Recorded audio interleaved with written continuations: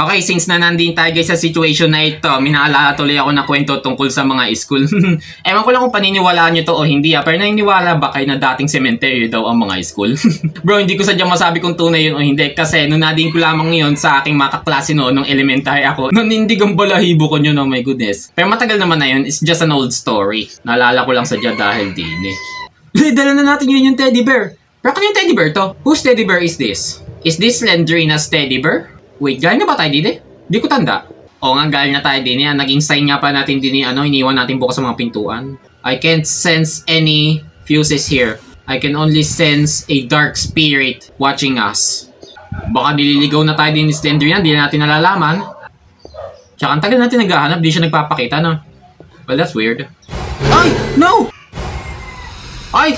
No! Hoy, hoy! Parang tutumba ang ating character tuwing nagtatagal ng tingin kay Slendrina, Ay! Slendrina's trying to drain our life. Oh! Oh! Ay!